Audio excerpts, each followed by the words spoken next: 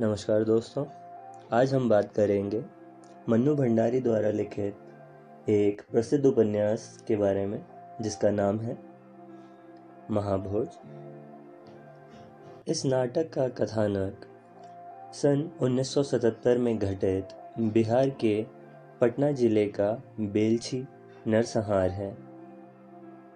स्वतंत्रता के पश्चात कानून व्यवस्था, न्याय व्यवस्था, सत्तारूढ़ व्यक्तियों के द्वारा आपराधिक गतिविधियां और सामान्य जन के साथ अमानवीय व्यवहार को इसमें दिखाया गया है।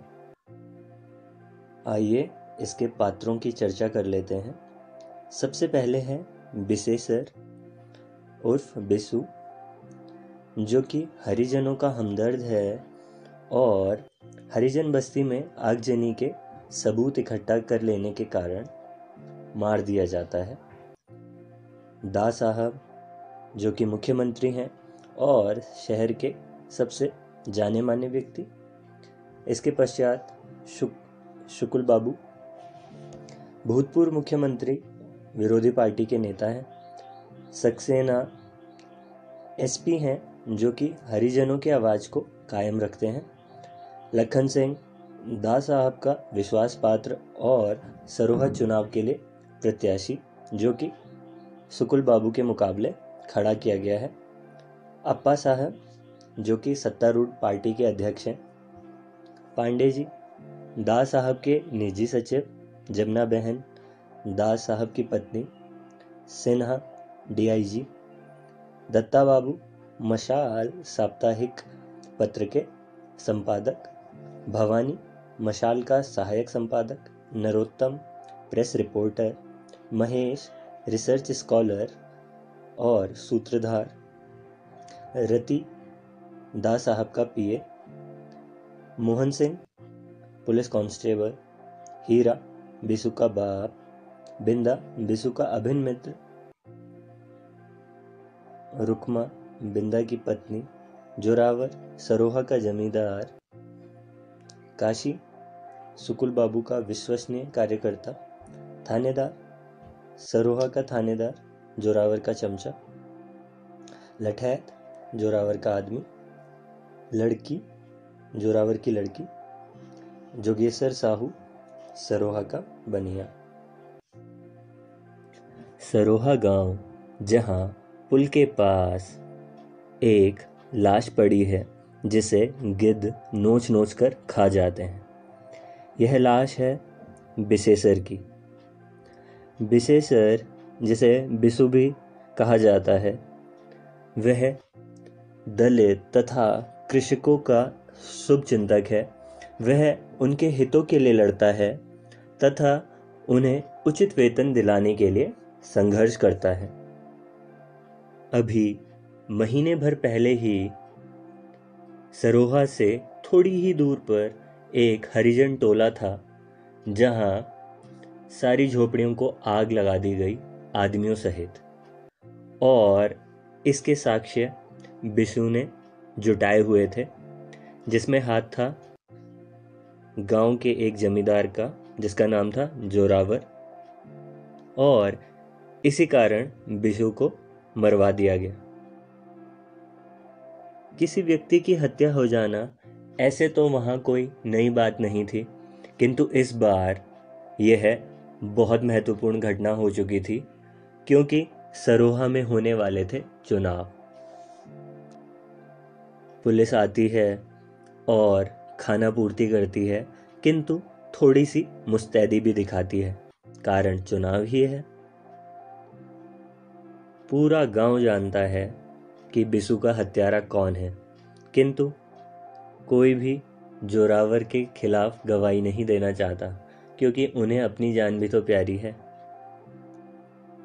बिसु की हत्या के कारण पूरे गांव में सनसनी फैली हुई है और इसका लाभ उठाने के लिए तैयार हैं दो राजनीतिक दल। एक तरफ दा साहब हैं, जो कि मुख्यमंत्री हैं, और दूसरी ओर हैं शुकुल बाबू, जो कि पूर्व मुख्यमंत्री हैं। दा साहब की ओर से इस बार लखन सिंह चुनाव में उतर रहा है, जबकि दूसरी तरफ सुकुल बाबू लखन सिंह के विरुद्ध चुनाव में हैं। अब दा साहब पूरी तरीके से लखन को जिताने का प्रयास करते हैं।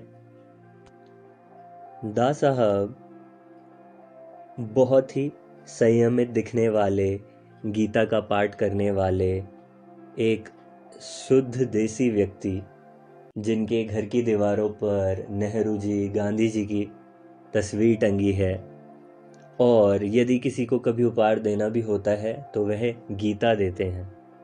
किंतु यह सब एक दिखावा है। अंदर से वह बहुत ही भ्रष्ट व्यक्ति हैं, और चुनाव जीतने के लिए या सत्ता में आने के लिए वह किसी भी हद तक जा सकते हैं। जोरावर उनका ही चमचा है। एक तरफ वह ग्रामीणों के वोट लेते हैं और दूसरी तरफ जोरावर जैसे लोगों का साथ देते हैं। ये वही जोरावर है जो ग्रामीणों को इंसान तक नहीं मानता। अब चुनावी सीट के लिए दोनों ही पार्टियां तैयार हैं, और वे दोनों सरोहा जाकर भाषण देना चाहते हैं, जिससे कि वोट अपनी तरफ किए जा सके। सुकुल बाबू सरोहा पहुंचते हैं और चुनावी भाषण देते हैं, और यहाँ से उन्हें थोड़ा सा डर भी है कि यदि सभी दलितों ने या कृषकों ने उन्हें वोट नहीं दिए तो कहीं वह हार ना जाए। सुकुल बाबू की मीटिंग के बाद दा साहब थोड़ा सा चिंतित होते हैं और एसपी सक्सेना को जांच के लिए कहते हैं। वैसे यह जांच तो पहले से ही निष्कर्ष के साथ है। उन्हें पहले से ही पता है कि किसे दोषी ठहराना है, क्योंकि उन्हें पता है सब करवाया तो जोरावर ने है। किंतु यदि यह बात निष्कर्ष में निकाल दी गई तो यह दा साहब को ही भारी पड़ेगी। अब दा साहब जाते हैं गांव में, और वह भाषण की जगह न जाकर हीरा से मिलने उसके घर की ओर चले जाते हैं। हीरा, जो कि बिसु के पिता हैं, वह हीरा को अपनी गाड़ी में बैठा देते हैं, जिसे देखकर हर कोई गांव वाला तिलमिला उठता है। मतलब सबके लोग मरे हुए हैं, लेकिन बिसु ऐसा क्या खास है कि जो उसे इतना ज़्यादा सम्मान मिल रहा है। किंतु यह सब तो एक राजनीति है, और नेता वोट पाने के लिए किसी भी हद तक जा सकते हैं, और मौत पर राजनीति करना यह तो आम बात हो गई है। अब दा साहब इसी के साथ साथ मशाल अखबार को भी खरीद लेते हैं। अब पुलिस भी उन्हीं की जेब में, पत्रकारिता भी उन्हीं की जेब में, और यहाँ तक कि सिंपैथी कार्ड वो गांव जाकर खेल ही चुके हैं। इधर एसपी सक्सेना अपनी जांच प्रारंभ करते हैं। एसपी सक्सेना एक अच्छे व्यक्ति हैं, वह एक ईमानदार व्यक्ति भी हैं, किंतु वह अपने कार्य को पूर्णतः निष्ठापूर्वक नहीं कर पाते, जिसके बहुत सारे कारण हैं। क्योंकि उन्हें अपनी नौकरी भी बचानी पड़ती है, ऊपर से दबाव भी आता है। उन्हें हमेशा इस बात का मलाल रहता है कि स्वतंत्रता आंदोलन के समय उनके साथ उनका मित्र दिनेश था, और जब वह एक भवन पर झंडा फहराने के लिए जा रहे थे तो ऐसे में जब उन पर गोलियां चलाई गई तो वह दिनेश को अकेला छोड़कर वहां से भाग गए और दिनेश को बचा ना पाए, जिसके कारण उनके मन में हमेशा यह बोझ रहता है और वह अंतर्द्वंद से ही घिर जाते हैं। इस बार वह ईमानदारी के चक्कर में नहीं है, वह चाहते हैं कि वह ईमानदारी से नहीं पेश आएंगे और अपना प्रमोशन प्राप्त करेंगे। किंतु जैसे ही वह जांच प्रारंभ करते हैं और बिसु के बारे में गांव वालों से पता करते हैं तो उन्हें पता चलता है कि बिसु के पास कोई भी संसाधन नहीं, सुविधा नहीं, उसके बावजूद भी वह पूरे तंत्र से अकेला भिड़ने के लिए तैयार था और संघर्ष करने के लिए तैयार था। यह सब जानने के पश्चात वह इरादा कर लेते हैं कि वह ईमानदारी से इस केस की जांच करेंगे और जो भी दोषी होगा उसे सजा दिलाएंगे। अब जांच के दौरान उन्हें पता चल जाता है कि जोरावर ही असली मुजरिम है, किंतु यह बात दास साहब को भी पता चल जाती है। वह ऐसे में एसपी सक्सेना को सस्पेंड करवा देते हैं और डीआईजी सिन्हा को जांच के लिए भेजते हैं। डीआईजी सिन्हा, जो कि एक भ्रष्ट व्यक्ति हैं, उन्हें अपने प्रमोशन के अलावा किसी चीज़ से मतलब नहीं है, उन्हें बस आईजी बनना है। और वह दास साहब के कहे अनुसार बिंदा को ही इस केस में फंसवा देते हैं, उस बिंदा को जो कि बिसु का दोस्त है, और वह बिसु को न्याय दिलवाना चाहता है, किंतु वह उसे ही फंसवा देते हैं।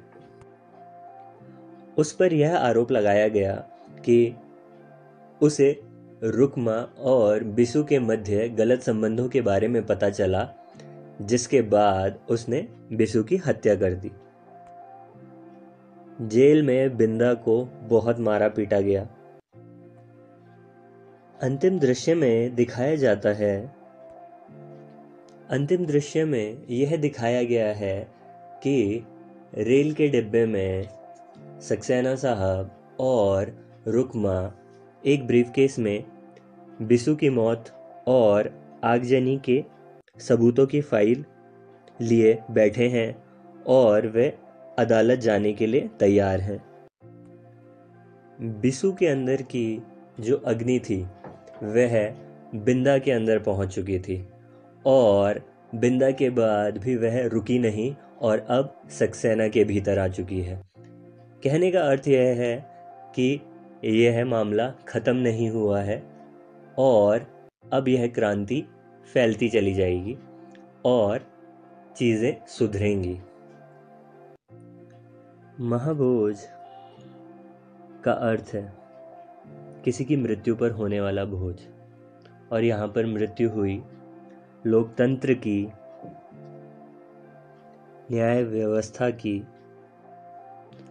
स्वतंत्रता के आदर्शों की, सिद्धांतों की। धन्यवाद।